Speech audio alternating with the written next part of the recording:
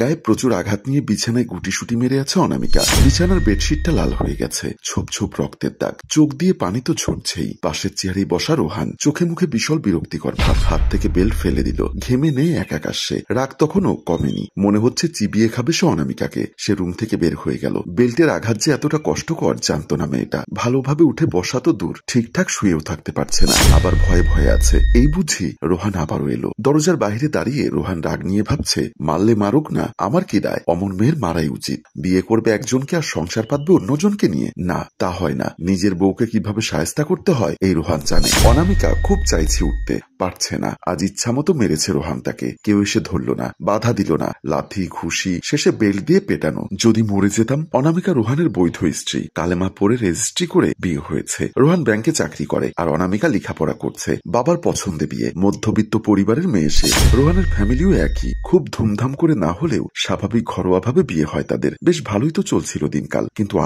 আজ হঠাৎ কি হলো রোহানের? সকালে যখন রোহান বাসা থেকে অনামিকাকে নিয়ে কলেজে দিয়ে গেল তখন তো সব ঠিক ছিল, কিন্তু একটু আগে অনামিকা লম্বা গোসল করে ওয়াশরুম থেকে বের হয়, কারণ সে একটু আগে ফিরেছে বাসায়। রোহানও ফিরেছে অনামিকার আগে। অনামিকা মনটাকে হালকা করতে বেলকনির দিকে চলে যায়। শাওয়ার নিয়ে বেলকনিতে আসার পর মুড অটোমেটিক ভালো হয়ে গেছে অনামিকার। এতক্ষণ কি যন্ত্রণাই না ছিল সে। মনের খুশিতে আনমনে গান গেয়ে উঠেছে, এই জ্যোৎস্না ভেজা রাতে কাছে এসো না। গানটি ধরতেই রোহান আমাকে টেনে হিচড়ে রুমের দিকে নিয়ে আসে। সেখান থেকে ধরে এনে আমার এই অবস্থা করেছে রোহান, কিন্তু আমার অপরাধটা কি সেটাই জানি না। রাত তখন অনেক। রোহান ফিরে এসেছে। সে এসে দেখে অনামিকা বিছানায় শুয়ে আছে। তফাৎ শুধু এটাই যে মেরে বিছানায় লেপের উপরে ফেলে গেছিল, আর এখন লেপের নিচে। ঘুম ঘুম অনামিকাকে দেখে রোহানের রাগ আরো বেড়ে গেল। চুলের মুঠি ধরে টেনে খাট থেকে নামিয়ে আনে। অনামিকা বলল, এমন করছেন কেন? কি করেছি আমি? কি করেছিস?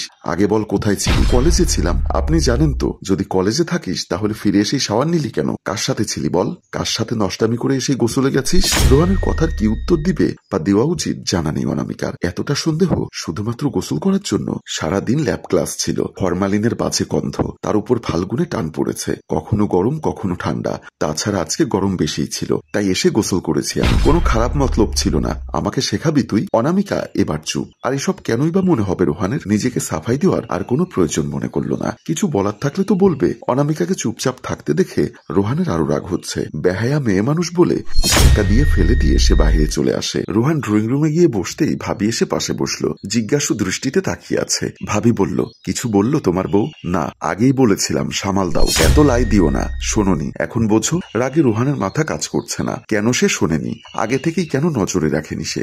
রাগ করে বেরিয়ে যেতে নিলেই ভাবি হাত ধরে টেনে নিয়ে যায়। রোহানকে ভাবি ডাইনিং টেবিলে বসিয়ে বলল, খেয়ে নাও। খাবো না ভাবি আমি বলেছি তো, পরে দেখছি এই ব্যাপারটা। ভাবি প্লেট হাতে নিয়ে এক লোকমা ভাত নিয়ে বলল, দেখি হা করো। চুপচাপ হা করো বলছি। রোহান হা করে, আর ভাবি খাইয়ে দিচ্ছে। এসব দরজার আড়ালে দাঁড়িয়ে দেখছে অনামিকা। রোহান ভাবির বাধ্যগত হয়ে খাচ্ছে। ভাবি সম্পর্কে রোহানের ফুফাতো বোন হয়। দুজন সমবয়সী হলেও কাজল রোহানের ছোট। ছোটবেলা থেকেই কাজলের রোহানের প্রতি আলাদা একটা মায়া জন্মে গেছে। মায়া না, ভালোবাসা। রোহানের প্রেমে তো অনেক আগেই মরে গেছে সে, শুধু বেঁচে আছে তাকে দেখেই। রোহানের খাওয়া শেষে রোহান চুপচাপ বেরিয়ে চলে যায়। ভাবি মানে কাজল ভাবছে রোহান একটাবার জিজ্ঞাসাও করলো না কাজল খেয়েছে কিনা। আচ্ছা, ছেলেটা কি কখনো ওকে বুঝবে না? ওর মুখের দিকে তাকিয়েই তো বেঁচে আছে সে। না হলে ভালোবাসার মানুষের বড় ভাইয়ের বউ হয়ে থাকা যে কতটা বেদনাদায়ক তা যদি বুঝতো, তাহলে কাজলকে নিজের থেকে কখনো আলাদা করতো না রোহান। দীর্ঘশ্বাস ফেলে রোহানের রেখে যাওয়া খাবারটা খেয়ে নেয় কাজল। রোহান পরদিন অনামিকার সারাদিনের খবর নেয়, কিন্তু রোহান জানতে পারলো তেমন কিছুই সে করেনি, ক্লাসেই ছিল। তবে কি কেউ তাকে ভুল খবর দিয়েছিল?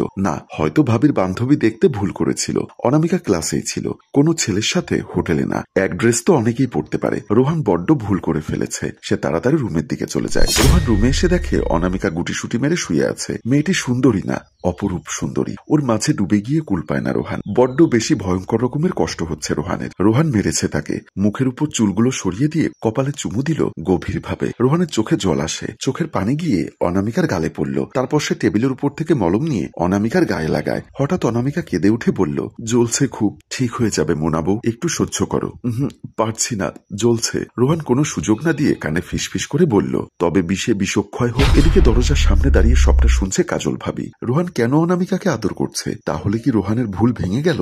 না, এ হতে পারে না। রোহান শুধুই কাজলের। হোক না নিষিদ্ধ চাওয়া, তবু কাজলের বেঁচে থাকার কারণ তো। রোহানের বড় ভাই ইসলাম বাসায় ফিরেছে, অনেক রাত হয়েছে। কাজল বিছানায় শুয়ে আছে। রোহান রোহান নিজেকে বড্ড অপরাধী মনে করছে। মেয়েটা তার জন্য অপেক্ষা করতে করতে ঘুমিয়ে গেছে। ইসলাম কাজলের গায়ে হালকা স্পর্শ করতেই কাজল রেগে উঠে বলল, রাত বিরাতে এমন আদিক্ষেতা ভালো লাগে না, যাও তো, খাবার বাড়া আছে, খেয়ে নাও। ইসলাম কিছু বলে না, চুপচাপ উঠে ফ্রেশ হতে বের হয়ে যায়। সকাল হতেই অনামিকার ঘুম ভাঙলো। পাশে রোহান ঘুমিয়ে আছে। ওর মুখ দেখে কালকে সব কথা মনে পড়ছে। প্রচন্ড মাথা ব্যথা করছে। কান্না করলেই এমন হয়। সে উঠে ওয়াশরুমের দিকে চলে যায়। অনামিকা আর কাজল রান্নাঘরে কাজ করছে। শাশুড়ি এসে বলল, অনামিকা যাও তো, রোহানকে চা দিয়ে এসো। রোহান সকালে চাটা না পেলে চিল্লাবে। জি মা, যাচ্ছি, ওকে বলে শাশুড়ি চলে যায়। অনামিকার মন চাইছে না রোহানের সামনে যেতে। সে ভাবিকে বলল, ভাবি তুমি একটু চাটা দিয়ে এসো, আমি এদিকটা দেখছি। কাজল যেন অপেক্ষা করছিল এই সুযোগের। ঠিক আছে বোন। চায়ের মগ নিয়ে রুমে খাটের পাশে এসে দাঁড়ালো কাজল। রোহানের ঘুম কেবল ভেঙেছে। কাল রাতের জন্য সে অনুতপ্ত, খুব ভুল করেছে। সে চোখ না খুলেই খেয়াল করলো কেউ এসেছে। নিশ্চয়ই অনামিকা। সে চুপচাপ ঘুমিয়ে আছে। চায়ের মগ রেখে দাঁড়িয়ে আছে কাজল রোহানের ফর্সা গলার দিকে। না, এখানে থাকলে কষ্ট আরো বাড়বে। চলে যেতে নিলেই রোহান টান দিয়ে খাটে নিয়েই মুখ ডুবায় গলায়। কয়েক সেকেন্ড সময় লাগে রোহানের বুঝতে যে এটা অনামিকা না, কারণ অনামিকা সুভাষ এমন নয়। চোখ খুলে তাকিয়ে কাজলকে দেখেই যত দ্রুত সম্ভব উঠে বসে বলল, সরি ভাবি। কাজল কিছু বলে না, চুপচাপ উঠে চলে যায়। কিছু না বলেই কাজল ওয়াশরুমে গিয়ে কাঁদতে থাকে। নিয়তি কেন তাকে নিয়ে খেললো? কি হতো রোহানের বউ বানিয়ে এই বাড়িতে আনলে? চিৎকার করে কাঁদতে থাকে। রোহানের এই একটু কাছে আসা যে আরো পোড়াবে। না, কিছু একটা করতে হবে। রোহান ফ্রেশ হয়ে সোফায় বসে মোবাইলে ফেসবুক ওপেন করে। মেসেঞ্জারে টুং করে মেসেজ আসে। কে ছবি পাঠিয়েছে? যেখানে তার ভাবি হেসে লুটোপুটি খাচ্ছে কোনো ছেলের বুকে। ছবি দেখে রোহান অবাক হয়ে যায়। সে ভাবিকে ডাক দেয়। ভাবি এসে বলল, হ্যাঁ বলো, অনামিকাকে কখন ছেড়ে দিবে? মানে? কাজল আমতা আমতা করে বলল, না, বলছি কি জন্য ডাকছো। এই দেখো। এসব কি? কাজল মোবাইলে অনামিকার বদলে কাজলের ছবি দেখে বেশ হতবাক হয়ে যায়। শালা, এআই দিয়ে ছবি বানানোর কথা ছিল অনামিকার, সে আমাকে দিয়েই বানিয়ে পাঠিয়ে দিল। কি হলো ভাবি? এসব কি? তার মানে তুমি সবটা মিথ্যা বলেছ? রোহান, তুমি আমাকে ভুল বুঝছো। আমি শুধু তোমাকেই চাই। তোমাকে দেখে এখানে সংসার করছি। আমাকে তোমার করে নাও রোহান। চুপ করো ভাবি। ভালোবাসা জোর করে হয় না, ভালোবাসা অর্জন করতে হয়। আজ তোমার জন্য আমি অনামিকার গায়ে হাত তুলেছি। সে আমাকে ঘৃণা করে শুধু তোমার জন্য। ভাই, আমি আর এমনটা করব না। আমি অনামিকার জন্য ফাঁদ পেতেছি, আর সেই ফাঁদে আমিই পড়ে গেছি। এটাকেই বলে যেমন কর্ম তেমন ফল ভাবি। আর এখানেই ভয়ঙ্কর এক সত্যের উদ্ঘাটন করে আমাদের গল্প শেষ হয়। সম্মানিত ভিউয়ার্স, আসলে কথায় আছে জোর করে কোনো কিছু আদায় করা যায় না, গেলেও সেটা চিরস্থায়ী হয় না। তাই অন্যের জন্য গর্ত না ঘুরে নিজের মতো চলুন। গল্পটির ভাবনা ও পরিচালনায় হাশেম রাজু, চিত্রগ্রহণ শিহাব ও শাকিল, প্রযোজনায় মঞ্জুর মোর্শেদ মিউজিক প্লাস। গল্পটি ভালো লাগলে লাইক, কমেন্ট ও শেয়ার করে দিন। ধন্যবাদ।